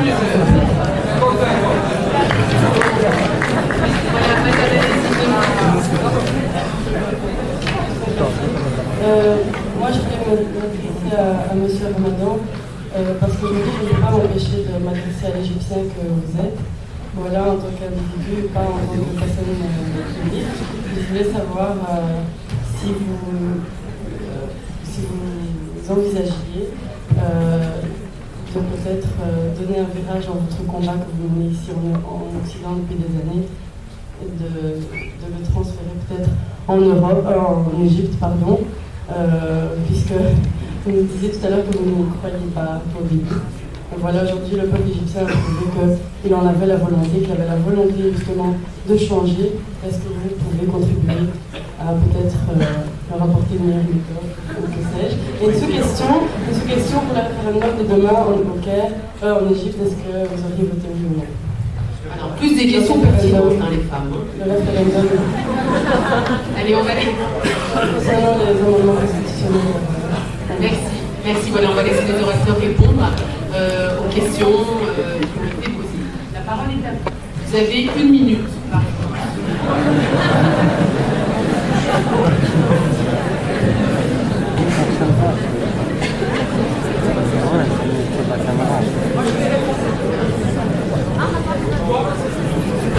Pas celui-là. Je vais répondre assez courtement sur Mme Ashton. La question m'était adressée directement. Écoutez, qu'est-ce qu'on peut faire? On ne peut pas dire, et je n'étais pas contente quand on disait que l'Europe n'est pas démocratique, qu'on n'aime pas le choix d'une partie, une majorité européenne de soutenir unilatéralement Israël. Ça, je le comprends parfaitement et je suis d'accord. Mais de là à dire que l'Europe n'est pas démocratique, ça n'est pas vrai. Donc c'est un choix. À un moment donné, on n'aime pas le choix, il faut aussi reconnaître que ça n'est pas l'antidémocratique. Deuxièmement, sur Mme Ashton, moi non plus, j'aimerais bien. Il y a une chose qui existe démocratiquement, c'est la motion de censure que peut faire le Parlement européen, comme il l'a déjà fait dans les commissions précédentes, pour virer la commission. Ça existe, c'est possible. Alors je ne dis pas que ça va être fait demain, mais je pense qu'il existe donc un moyen démocratique, si je peux dire, d'organiser. Ces gens ne sont pas nommés à vie, ils ont été nommés par le gouvernement, ils ont reçu l'assentiment du Parlement, le Parlement peut aussi les défaire. Voilà, alors je ne suis pas sûr qu'il y ait une majorité aujourd'hui pour défaire Mme Ashton, mais en tout cas, ça existe démocratiquement, il y a un moyen. Par ailleurs, ne focalisons pas tous sur Ashton, la pauvre, de cette façon, parce que derrière elle, il y en a quelques autres qui se cachent aussi. Merci d'avoir été signé.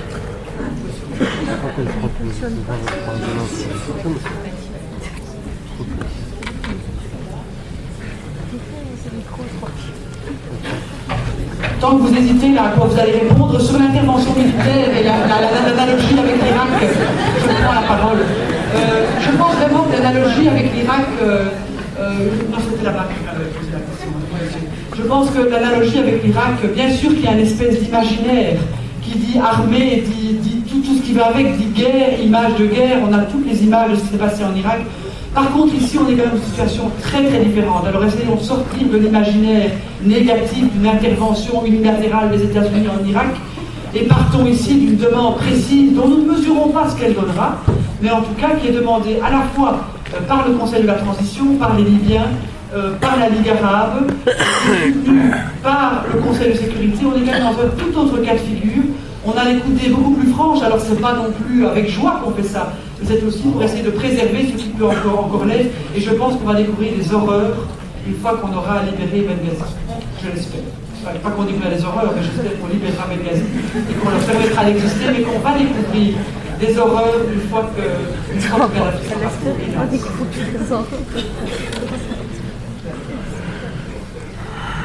Bien, il va falloir que je négocie avec le président de séance parce que sur une question comme la Libye, sincèrement, on ne peut pas répondre en une minute, sinon on aura soit des slogans, soit la répétition de ce que nous disent les médias que je viens d'entendre, et ce n'est pas pour ça, à mon avis, qu'on m'a invité. Donc, si vous me donnez 2-3 minutes, je voudrais dire que, évidemment, les peuples ont le droit inaliénable de se débarrasser de dirigeants qui ne sont pas dans leur intérêt. Et je pense que c'est le cas. Mais ce droit appartient seulement à ces peuples et pas aux États-Unis et aux Européens quand ils interviennent. C'est jamais pour faire en sorte que les peuples vivent plus heureux. Et ce n'est pas Obama, Sarkozy, BHL et Cohn-Bendit qui ont applaudi quand Israël massacrait les Palestiniens à Gaza. On ne va pas me faire croire maintenant que là, ils vont en Libye pour sauver des Arabes. Je n'y crois pas.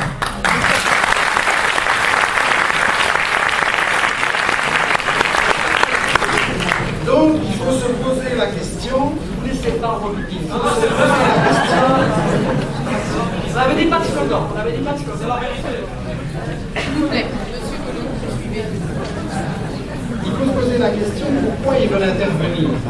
Alors, Kadhafi est un dictateur, c'est un voleur, avec de l'argent sa famille planquée en Suisse.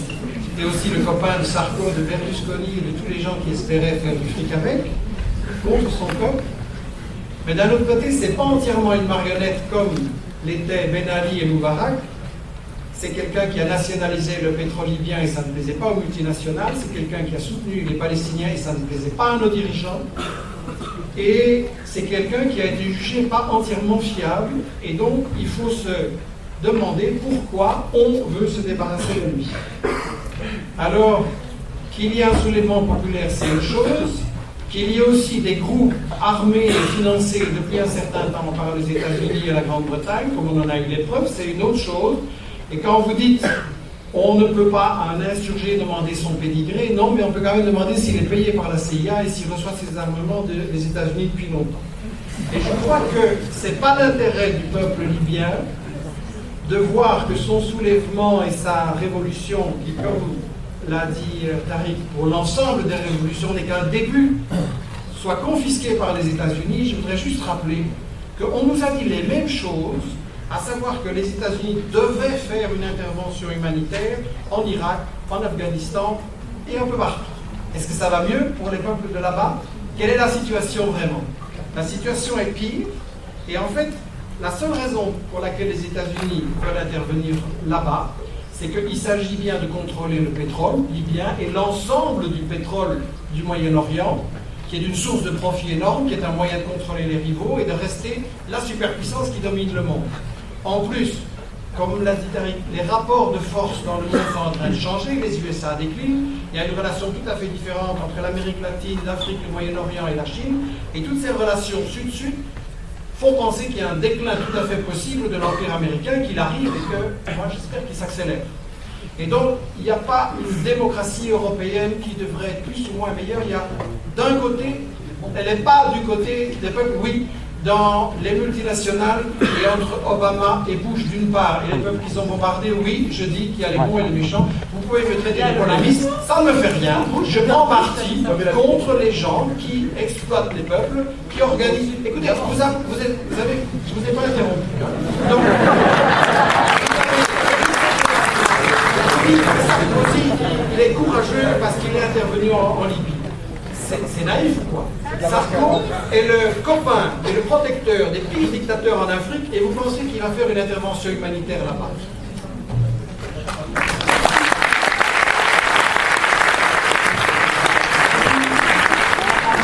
Répondons à la dernière question. Vous allez faire une révolution, Olivier. Excusez-moi, mais je n'ai pas entendu la réponse à ma question. Voilà, c'était vous que je cherchais en fait. Voilà, c'est plaisir.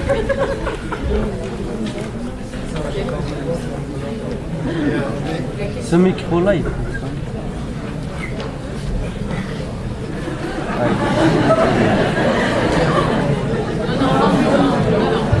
Non, ce micro-là marche pas, c'est son enregistrement.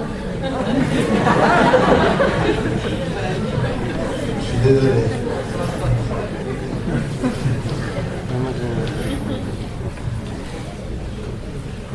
Bon, pourquoi est-ce qu'il est parti si vite? Bon, moi j'avais cette question déjà par rapport à Ben Ali et on sait maintenant pourquoi il est parti très très vite et pourquoi il est tombé dans un piège. Maintenant par rapport à Moubarak, c'est relatif le fait qu'il soit parti rapidement. Oui, mais même, je pense qu'il y avait un vrai mouvement populaire, et souvenez-vous, je veux dire, on allait vers des déclarations. Alors, encore une fois, je pense que son départ a été une négociation, et il a été aussi, il a duré le temps pour l'administration américaine, non pas d'être, encore une fois, je ne pense pas que c'est un processus qui a été décidé par les États-Unis, mais qui a été assez tôt contrôlé par une partie de l'armée. Maintenant, est-ce que ça a un lien avec l'Iran? Moi, je ne crois pas que c'est un lien avec l'Iran. Je ne crois même pas que Moubarak ait une position ou ait eu une position sur ce qu'il fallait faire par rapport à l'Iran ou pas. C'est-à-dire, sa position, c'était Washington qui la lui donnait. Mais je pense qu'effectivement, il y a deux données qu'il ne faut pas oublier dans tout ce dont on est en train de parler. La première des données, et là je suis d'accord avec ce que dit Michel Colomb sur la centralité du conflit israélo-palestinien. Je ne peux pas oublier. Je ne suis pas tout à fait d'accord avec lui sur le fait qu'on puisse dire que la non-volonté de voir la Turquie entrer est uniquement basée sur ce dispositif-là, d'autant plus que la Turquie a eu des positions par rapport à Israël pendant de longues années tout à fait troubles. Tout à fait troubles. Ce n'est que... C'est un coup médiatique, hein, l'histoire de Davos, il faut s'en rendre compte. C'est un coup médiatique. C'est-à-dire que l'homme se lève, quitte la salle sur un coup médiatique. C'est-à-dire, et qui lui a donné une aura dans le monde arabe, ou dans le monde majoritairement musulman, en disant c'est l'homme qui résiste. Après, il a confirmé par un certain nombre d'attitudes, et en l'occurrence, sur un autre plan, et j'y reviendrai, c'est l'autre volet sur lequel je pense qu'il faut que nous réfléchissions.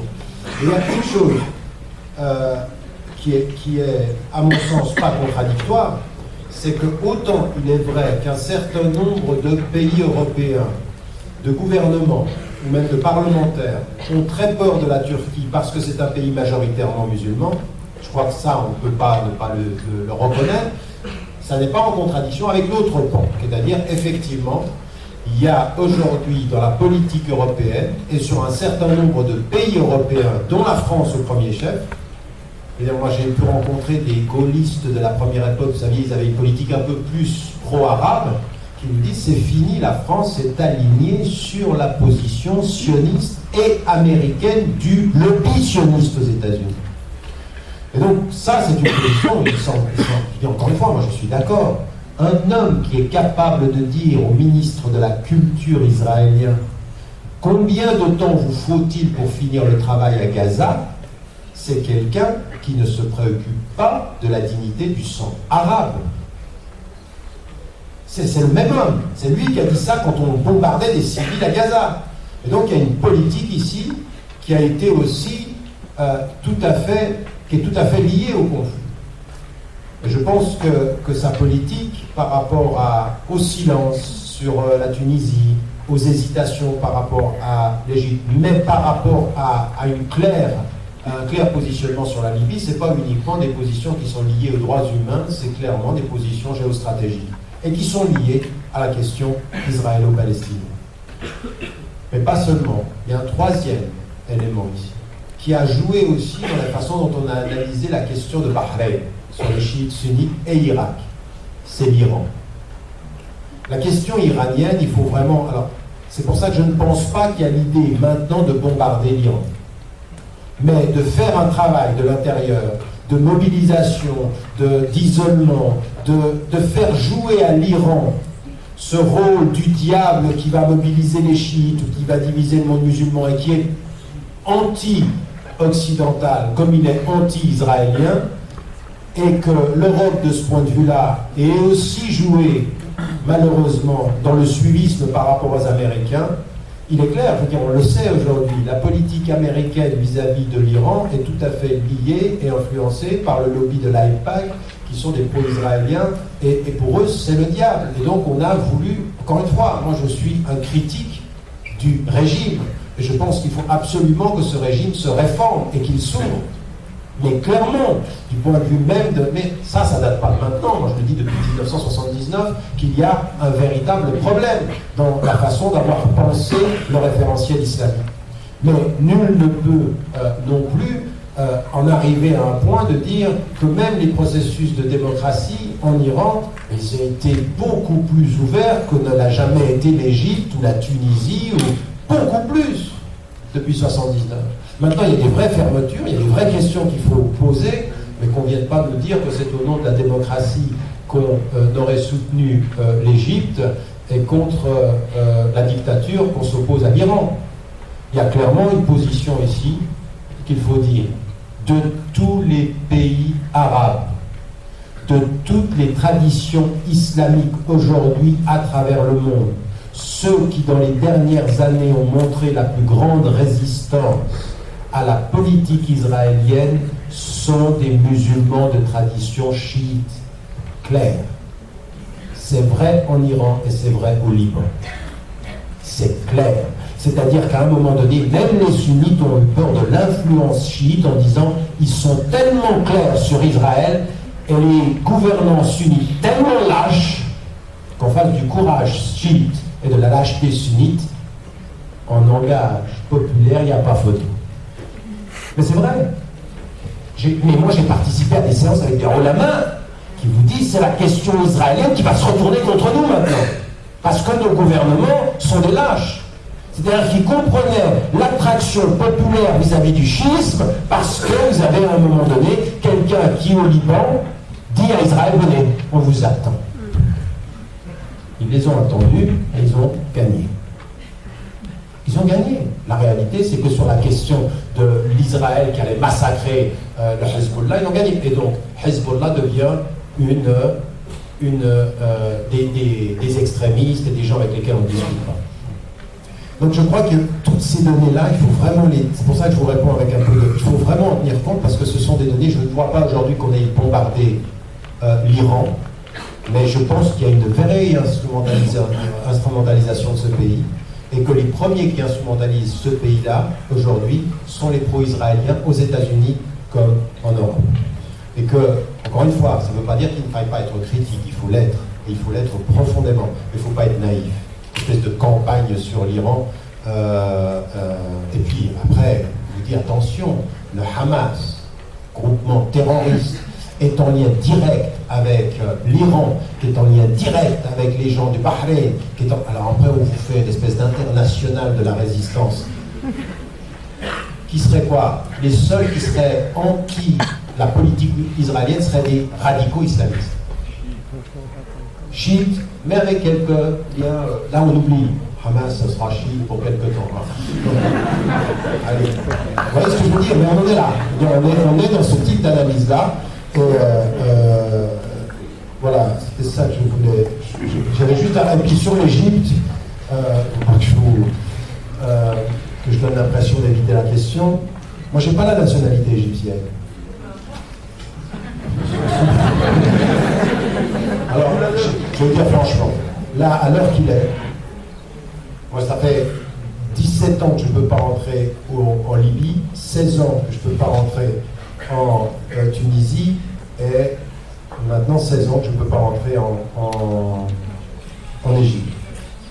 En Égypte, je ne vois pas qu'aujourd'hui je puisse y rentrer.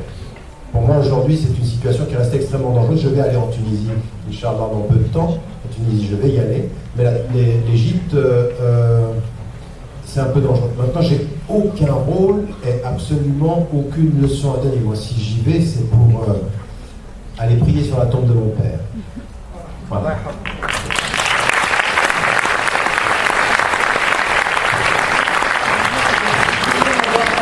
Deux questions. Il faudra vraiment être très bref. On est vraiment pris par le temps. Désolé.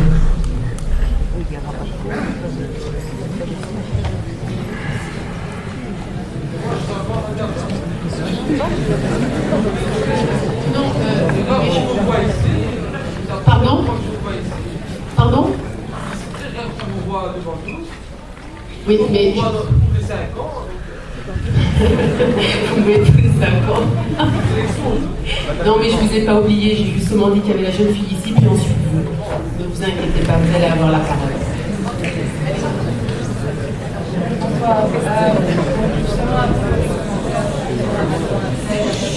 S'il vous plaît.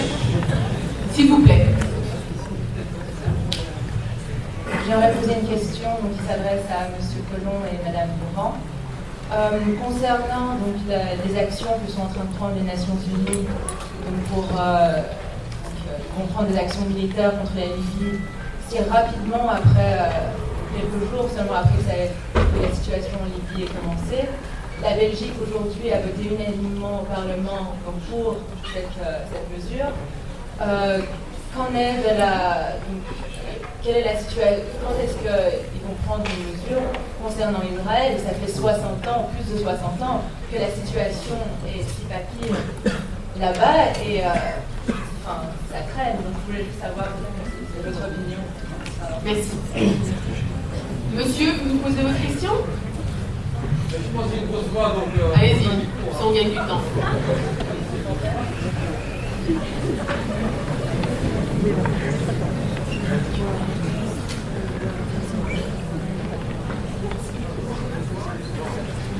On n'entend plus mal. On n'entend pas avec vos voix, monsieur. Voilà. Donc, une question pour madame qui est à côté de vous. Donc, Madame Isabelle Durand, une des vice-présidentes du Parlement européen. Madame Isabelle Durand, j'ai une question s'il vous plaît. Quand vous dites d'accueillir les réfugiés ici en Belgique, on essaie de les accueillir, pour moi c'est très bien. Mais comment expliquer le problème des réfugiés qui sont ici en Belgique, qui ont toujours des problèmes en fait. Et le problème n'a pas été réglé. D'accord, merci.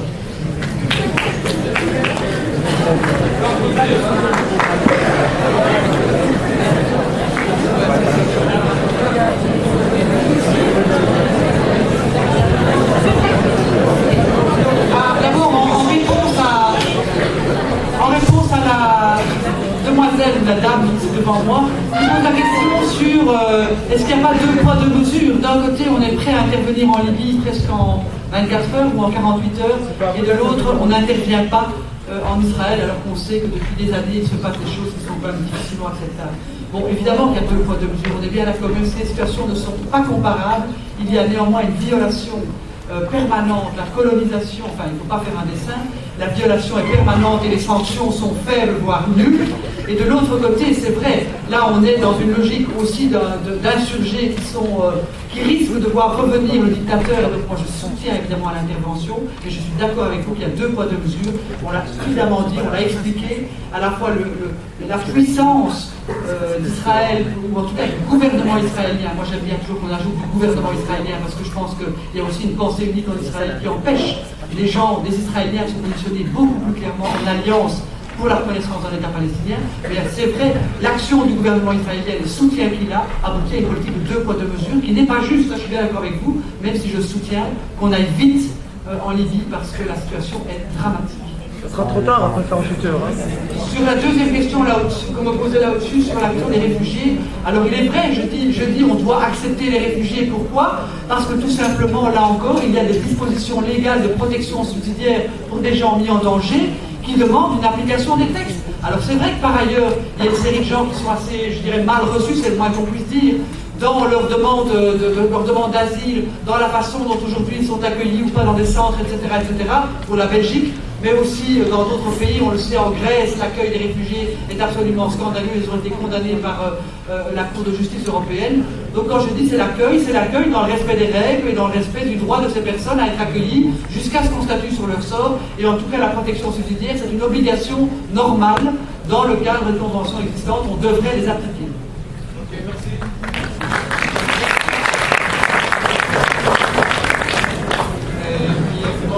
Accord une action contre Israël de la part de l'Union européenne. Je pense qu'ils ne la prendront que contraints et forcés par l'opinion, parce que pour l'instant, c'est pas qu'ils soient tièdes, c'est pas qu'ils soient mous, ils sont carrément du côté du gouvernement israélien et de ce régime qui pratique le nettoyage ethnique. M. Solana, qui était jusqu'il n'y a pas longtemps ministre des Affaires étrangères de l'Europe, a déclaré qu'en fait Israël était membre quasiment de l'Union européenne. Les bombes d'Israël sont fournies et les drones d'Israël qui vont espionner là où ils font bombarder et qui parfois apportent la mort eux-mêmes sont fabriqués par M. Lagardère, le grand patron des médias français, qui dit « Sarko, c'est mon frère ». Et j'ai abordé, en fait, pourquoi ça ne change pas, parce que tout est fait pour endormir l'opinion en France, en Belgique et en Europe là-dessus. Et quand vous regardez Bouygues, TF1, dans son conseil d'administration, Haïm Saban, grand ami de Sharon Barak et un des hommes les plus riches d'Israël et un des grands administrateurs de l'AIPAC dont parlait Tariq, chargé d'intoxiquer les cerveaux des jeunes aux États-Unis. Vous avez aussi Dassault, Figaro, qui dit nos avions ont sauvé Israël en 1967 dans la guerre pour tripler son territoire. Donc on a un système médiatique largement infiltré, et les autres n'ont pas une infiltration aussi directe, mais au niveau des médias en Belgique et en France, j'ai eu l'occasion de faire un livre Israël parlons-en. Il a malheureusement été impossible avec Tariq, Chomsky, Shlomo Samplin, l'Israélien dedans.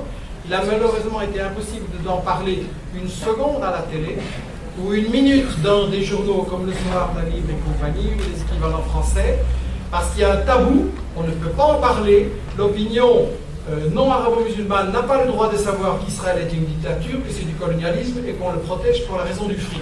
Donc, une décision ne va venir que quand vous allez obliger ces gens, par la pression, par des mouvements comme BDS, par le travail d'information alternative, à justement abandonner ce soutien à la politique criminelle d'Israël. Donc il ne faut pas attendre, il ne faut pas espérer qu'ils soient maintiennent, c'est seulement la pression d'en bas qui obligera ceux d'en haut à renoncer à cette politique-là.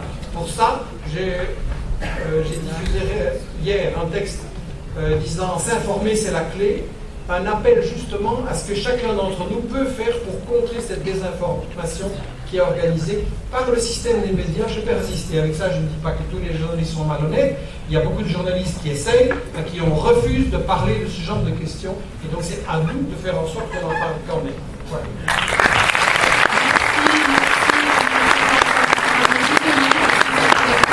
On aurait aimé aller plus en profondeur dans le débat, on est obligé de stopper l'échange avec la salle maintenant. Donc vous avez une demi-heure pour vous sustenter, pour visiter les différents stands. Et puis, vous